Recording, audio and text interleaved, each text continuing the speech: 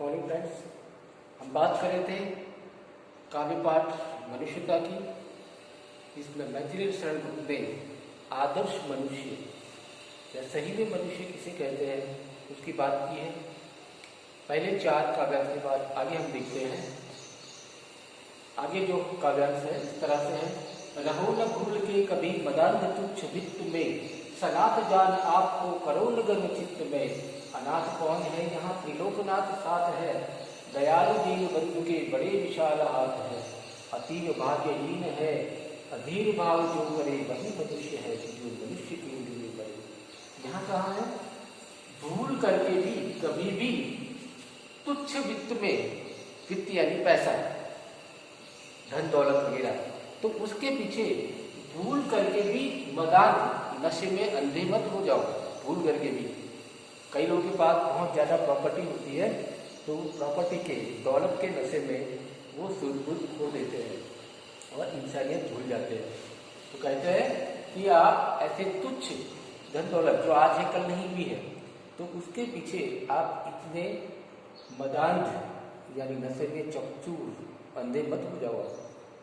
और कहते हैं कि सनाथ जान आपको करो न गर्व चित्त में। अपने आप के पास बहुत प्रॉपर्टी है, रुपया पैसा तानो चौपट, तो आप ये मानते हो कि मेरे साथ ईश्वर भी है और मैं ही सब कुछ हूँ, तो ऐसा गर्व अपने चित्त में, अपने मन में ऐसा अभिमान कभी मत करो।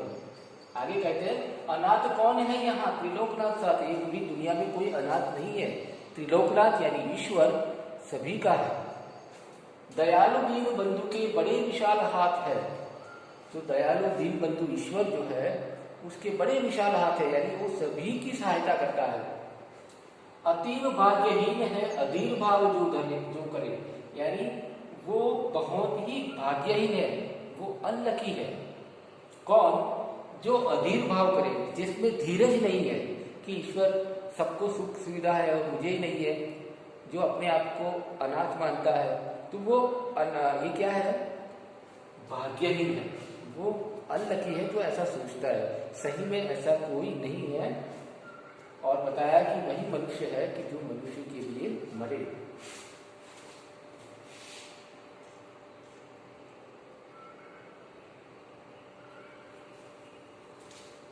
यहाँ कहाँ है कि कोई अनाथ नहीं है। किस तरह से? अनंत अंतरिक्ष में, स्पेस में अनंत है पूरा विशाल, तो उसमें अनंत देव है खड़े, बहुत सारे देवी देवता है जो है वो खड़े हैं। समक्ष ही स्वबाहु जो बढ़ा रहे बड़े बड़े, और वो हमारे सामने स्वबाहु अपनी बाहें वो फैला रहे, बड़ी बड़ी स्वबाहु जो है वो फैला रहे हमारे सामने। यानी जो अच्छे हैं इंसान, जो सही मायने में मनुष्य है, उनका स्वीकार करने, उनका स्वागत करने के लिए ये ऊपर अनंत देव जो खड़े हैं वो उनका स्वागत करने के लिए बुला रहे हैं ऐसे अच्छे लोगों को।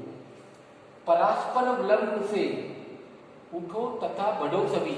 ये कहा जाता है कि एक दूसरे की मदद से, परस्परावलंब यानी एक दूसरे की मदद से उठो और आगे बढ़ो सभी। अभी अमर्त्य अंक में अपंक हो चढ़ो सभी। आप सभी लोग देवता अपने गोद में ऐसे लोगों को बुलाने के लिए तैयार है, तो आप सभी लोग उनकी गोद में बैठने के लिए तैयार हो जाओ। रहो न यों कि एक से न एक काम और का करे, वही मनुष्य है कि जो मनुष्य के लिए मरे। कभी कहते हैं कि ऐसा कभी ना हो कि एक की वजह से दूसरे का काम सफल ना हो, ऐसा नहीं होना चाहिए। सही में मनुष्य वो है जो मनुष्य के लिए मरे, मनुष्य के लिए कुर्बान हो जाए।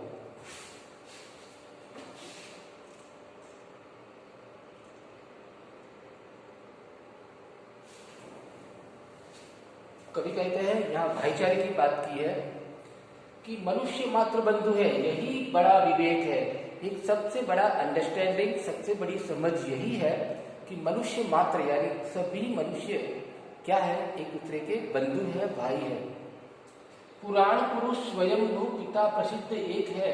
पुराणों में बताया है कि ईश्वर ये सबका पिता एक ही है।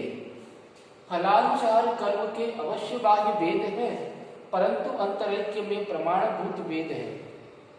कहते हैं कि हमारे कर्म के फल के हिसाब से हम में बाह्य भेद अलग अलग है।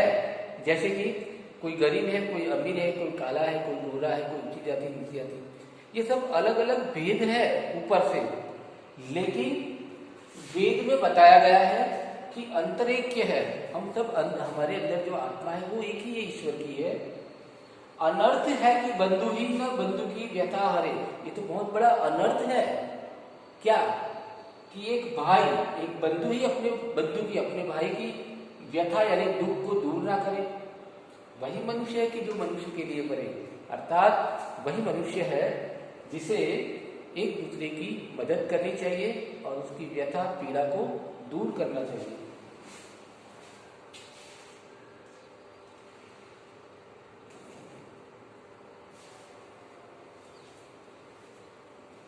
आखिर में कहा गया है, चलो अभिष्ट मार्ग में सहर्ष खेलते हुए। अभिष्ट मार्ग यानी हमने जो चुना हुआ मार्ग है वो, हमारी जो मंजिल का रास्ता है वो, उस पर आप चलो, लेकिन कैसे? हंसते खेलते हुए, सहर्ष खेलते हुए अपने रास्ते पर चलो। विपत्ति विघ्न जो पड़े उन्हें ढकेलते हुए। रास्ते में अगर कोई मुसीबत आती है, विघ्न आता है, विपत्ति आती है, तो उसे ढकेलते हुए धक्का मार करके आगे चलो। घटे न हेल मेल, हाँ बढ़े भिन्नता कभी। हम सब में कोई भिन्नता, कोई भेदभाव नहीं होना चाहिए। और कहाँ है? घटे न हेल मेल, हाँ हम में जो भाईचारा है, हम में जो आत्मीयता है, हम में जो मोहब्बत का भाव है, वो कभी घटना नहीं चाहिए। अतर्क एक पंथ के सतर्क पंथ हो सभी। ये क्या है? एक जिसने सोचा नहीं है, जिसके अंदर समझ नहीं है, उसका एक ही पंथ होता है, लेकिन सतर्क होकर यानी अलर्ट होकर जो चले तो हमारा रास्ता सफल हो जाएगा, हमारी मंजिल सफल हो जाएगी। तभी समर्थ भाव है कि तार तारता हुआ तभी। इसीलिए एक समर्थ, एक भाव ऐसा है, अच्छा भाव ये है कि जो तारता है, जो दूसरों की मदद करता है, उसकी खुद की भी मदद ईश्वर कर लेता है। तो तारता हुआ तरे एक समर्थ भाव है, और वही मनुष्य है कि जो मनुष्य के लिए मरे। तो यहाँ बताया कि सही मायने में, सही अर्थों में मनुष्य वही है जो दूसरों के लिए कुर्बान हो जाए, दूसरों की खुशी के लिए, दूसरों के भले के लिए अपना ख्याल ना करे, अपना सुख सुविधा का विचार ना करे। तो सही में मनुष्य वो है जो परोपकारी हो। तो यह है भावार्थ। आप सब पढ़िएगा इसे और इस कविता के भावार्थ को समझने की कोशिश कीजिए। धन्यवाद।